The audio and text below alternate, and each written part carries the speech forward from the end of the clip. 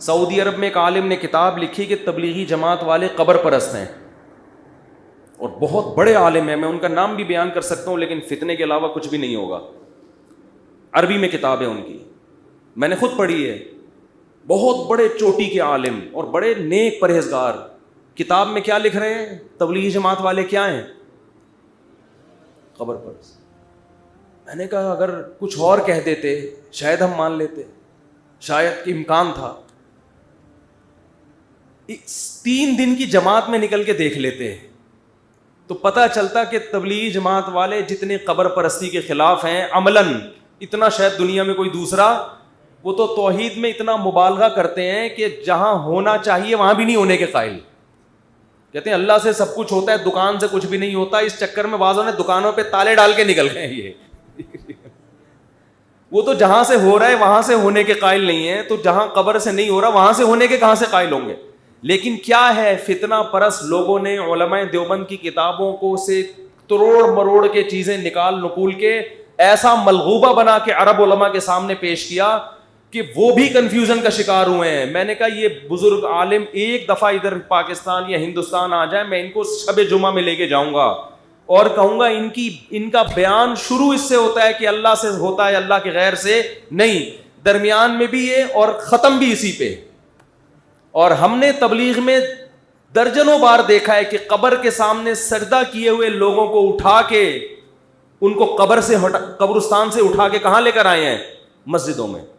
تو کتابوں کے پروپیگنڈے پہ مت جاؤ، عمل دیکھو ہو کیا رہا ہے. عمل دیکھو ہو کیا رہا ہے. اگر علماء دیوبند قبر پرست ہوتے تو میں بھی کیا ہوتا.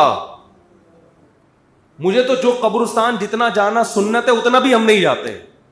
کبھی کبھار تو جانا چاہیے، آخرت کی زیارت ہوتی ہے، ہمیں تو اتنا بھی ٹائم نہیں ملتا جانے کا. اور الزام کیا لگایا جا رہا ہے؟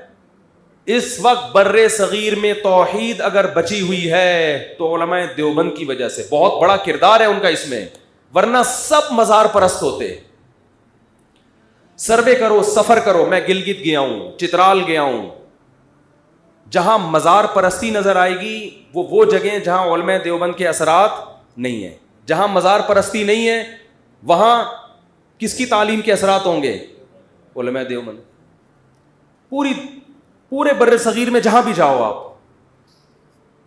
جہاں بھی جاؤ، مزار اگر نظر آ رہے ہیں، قبروں پہ سجدے نظر آ رہے ہیں، بھائی یہاں کوئی عالم دیوبند کا عالم نہیں آیا تبلیغ کے لیے. اور جہاں میں گلگت کے ایسے دیہاتوں میں گیا جہاں ایک بالش سے اونچی قبر نہیں ہے، سب مٹی کی قبریں، ایک بالش سے اونچی کوئی قبر نہیں، بڑے بڑے قبر. میں حیران یار، تم گاؤں دیہات کے لوگ، تمہیں اتنا شعور. تو سلسلہ جا کے کہاں ملے گا؟ جاء عالم من دیوبند. کہاں سے ایک عالم آئے تھے؟ دیوبند. وہ سب مزار ختم کر کے چلے گئے. تو کتابوں میں توڑ موڑ کے مشکل کشا فلانا، بھائی وہ ذو معنی الفاظ ہیں. جیسے حضرت جبریل نے کہا میں تجھے ہبہ کرنا چاہتا ہوں، مطلب یہ تھا میں نہیں، ذریعہ کون بن رہا ہے. میں اس لیے اپنی طرف فی الحال شارٹ کٹ بات کی ہے میں نے، ٹھیک ہے نا، کیونکہ سب کو پتا ہے کہ اللہ کے علاوہ کوئی اولاد نہیں دے سکتا. ان شارٹ تو بھائی اپنے عقیدے کو مضبوط کرو. اسلام توحید کے معاملے میں بہت حساس ہے. مدد صرف کس سے مانگی جائے گی؟ اللہ سے. مزاروں پہ حاجات پوری نہیں ہوتی ہیں.